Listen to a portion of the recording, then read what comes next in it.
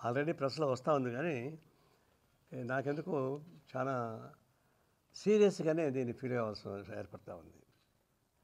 కొంతమంది క్యాజువల్‌గా తీసుకుంటున్నారు. అది పరకామణి జరిగినటువంటి చోరీ. అది కోట్లాది భక్తులు తలనీలాలతో సహా దేవుడి భక్తి కోసం డొనేట్ చేస్తారు. కొంతమంది పేదవాళ్ళు వస్తారు, వాళ్ళు తలనీలాలు వదులుకొని చెవులు, కమ్మలు, ముక్కులు ఎదుట అంతా తీసేసి దాన్ని చేస్తారు.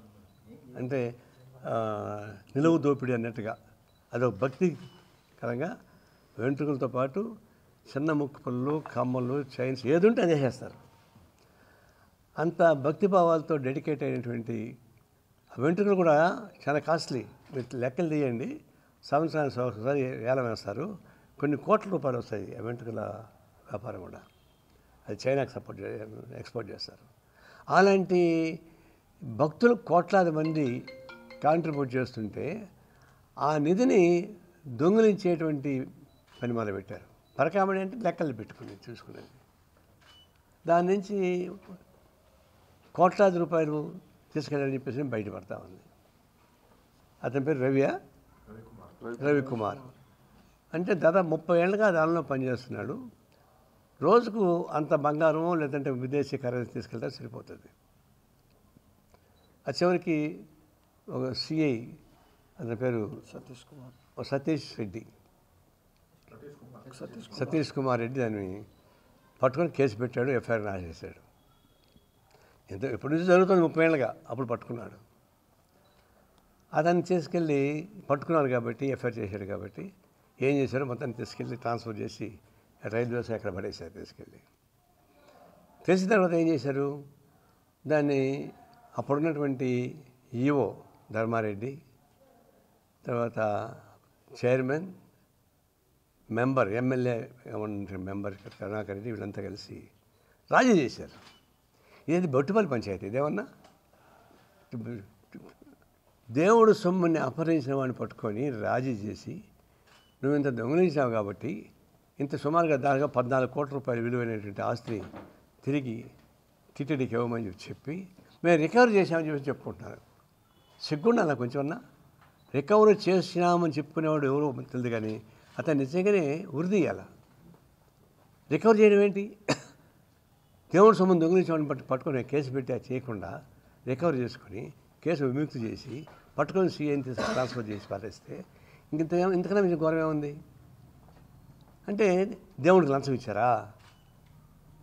14 కోట్ల రూపాయలు వాడి దగ్గర దేవుడికి లంచం ఇచ్చారా? అంటే లంచాలు తీసుకుంటారు దేవుడు కూడా. ఇది చాలా ఘోరమైన విషయం. అది ఎప్పుడు బయటపడింది? అదే టీడీపీ గవర్నమెంట్ ఉంటే ఏమైండేది కదేమో. వైసీపీ గవర్నమెంట్, ఇది జరిగింది వైసీపీ గవర్నమెంట్లో జరిగింది.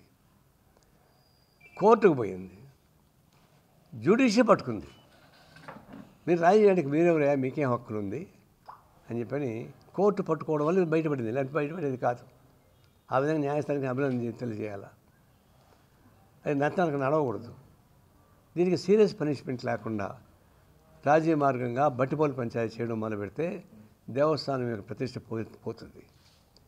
పైపెచ్చు దానిలో పాల్గొన్నాడు ఎవరైనా కానీ, పెద్దవాళ్ళనే కానీ, వాళ్ళ మీద తీవ్ర క్రిమినల్ చర్యలు తీసుకుని కోరుతున్నారు. ముఖ్యంగా రికవరీ చేసామని ఎవరు చెప్పాడు,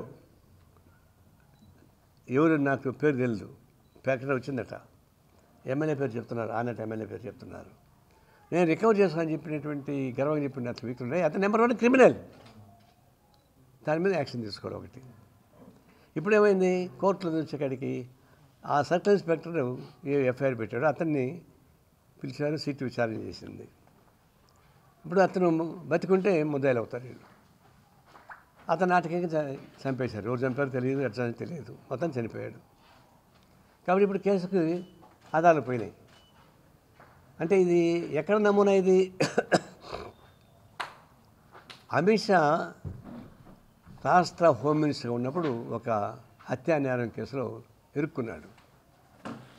అప్పుడు హైకోర్టు అతని రాష్ట్ర బహిష్కరణ చేస్తూ విచారణకు ఆదేశించింది.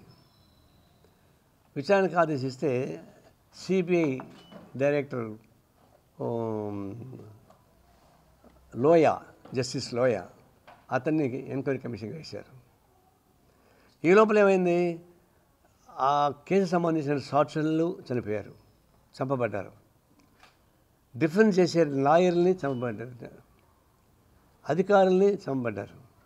సో జస్టిస్ లోయా ఫైనల్ జడ్జిమెంట్ ఇవ్వాలా, అతన్ని కూడా చంపేశారు. అంటే దాదాపు 12 మందిని చంపితే తప్ప అమిత్ షా గారు నిర్దోషిగా ప్రకటించబడలేదు. అది సిస్టమ్, అది ఫ్యాక్ట్. అప్పుడు దాకా ఆయన ముద్దాయే, ఇప్పుడు సాక్షి చెప్పేవాళ్ళు లేరు కాబట్టి పోయింది. అదే తరహాలోనే ఈ పరకామణి దొంగలు కూడా చేసిన వాళ్ళు అట్లాంటివే చేసినారు. సిఐ గారిని బతుకుంటే ఇంక మొత్తం మంది బయటకు వస్తుంది కాబట్టి అతను ఫినిష్ చేద్దాం అనుకున్నారు. అమిత్ షా ఆదర్శంగా తీసుకున్నారు, వీళ్ళు చంపేశారు. కాబట్టి ఇప్పుడు పరకామణిలో జరిగేటువంటి దొంగతనమే కాకుండా, భక్తులను మోసం చేసేటువంటి తీవ్రమైన తప్పిదమే కాకుండా అతను చంపబడ్డాడే, దీనికి మూల కారణం ఈ కేసుల్లో ఉన్నటువంటి ప్రముఖులే. వీళ్ళకి సంబంధించి కాకుండా ఇంకెవరికి ఉంటుంది అని ట్రయల్ వేశారు. అతను పడిపోతే ఎంత దూరంలో పడిపోతాడు, విసిరేస్తే ఎంత దూరంలో పడిపోతాడు చెప్పేసి ట్రయల్స్ వేశారు. నేను కూడా చూసా వీడియోస్. అంత వేయాల్సిన పనిలే.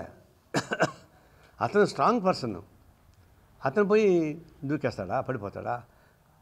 కాబట్టి ఇవన్నీ ప్లాన్ ప్రకారం హతమార్చడం, దాన్ని సూసైడ్గా చేయడం, ఇది ఒకటి.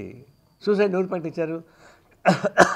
మళ్ళీ నేను విన్నది ఏంటంటే అతను ఆత్మహత్య చేసుకున్నాడని చెప్పేసి ఒక ప్రముఖ మాజీ ఎమ్మెల్యే చెప్పినట్టు వింటున్నాను నేను. ఆయనకని తెలిసింది అది. కాబట్టి ఇది పెద్ద సీరియస్ ఎలిగేషన్స్ ఇవి. ఒకటి, దేవుణ్ణి మోసం చేయడం. 2, ఆర్థికపరమైన నేరాలు. 3, హత్యా నేరం. ఈ 3 పరకామణి కేసులో తీవ్రమైంది. ఎందుకు తీవ్రమైంది? ప్రపంచవ్యాప్తంగా దేవస్థానం చాలా ప్రసిద్ధిగాంచింది. ప్రపంచవ్యాప్తంగా కోట్లాది మంది భక్తులు దీనికి అంకితమై పనిచేస్తున్నారు. ఈ టీటీడీలో దాదాపుగా 24,000 మంది ఎంప్లాయీస్ ఉన్నారు. సంవత్సరానికి దాదాపు 1,200 కోట్ల నుంచి 2,000 కోట్ల దాకా ఆదాయం వస్తుంది. దీని నుంచి అనేక విద్యా సంస్థలు, హాస్పిటల్స్, రోడ్లు, సంక్షేమ పథకాలు వస్తూ ఉన్నాయి. ఇలాంటి పవిత్రమైనటువంటి సంస్థ అబాస్పాలు చేయడానికి దొంగతనం, తర్వాత హత్యా నేరం చుట్టూ వెంకటేశ్వర స్వామి చుట్టూ తిరుగుతూ ఉంది. అంటే భక్తులు చెప్పచ్చు, సార్ ఇదందుకే కారణం వెంకటేశ్వర స్వామి సార్, మాకేం సంబంధం లే, ఆయన నమ్ముకున్నాం మేము, ఆయన ఏమైనా చేయించారో చెప్తారేమో రేపు కోర్టులో కూడా. అంటే వెంకటేశ్వర స్వామి ముద్దాయి అవుతాడు. అంటే వెంకటేశ్వర స్వామిని కూడా ముద్దాయిగా చేర్చి ఆయన రప్పిస్తారు కోర్టుకి. ఇదంతా వింతగా ఉంది. దీన్ని సీరియస్గానే మేము పరిగణిస్తున్నాం. ఎంత పెద్దవాళ్ళని సరే తగిన చర్య తీసుకోవాల్సింది. వాళ్ళకి క్యాపిటల్ పనిష్మెంట్ ఇవ్వాలని చెప్పేసి మేము కోరుతాను. We demand that. కోర్టులో ఉన్నప్పుడు నేను గమకని పేరు చెప్తే అట్లా కోర్టులో ఉంది. తర్వాత దీనికి ఆనాడు చైర్మన్గా ఉన్నాడు, ఎమ్మెల్యే మెంబర్గా ఉన్నాడు, ఈవో ధర్మారెడ్డి ఉన్నాడు. వీళ్ళ ముగ్గురికి సంబంధం లేకుండా ఏం జరగదు. చాలామంది ఏమంటారంటే బోర్డు తీర్మానం చేస్తండి, నన్నేం చేయమంటా అని చెప్పేసి ధర్మారెడ్డి చెప్పాడట.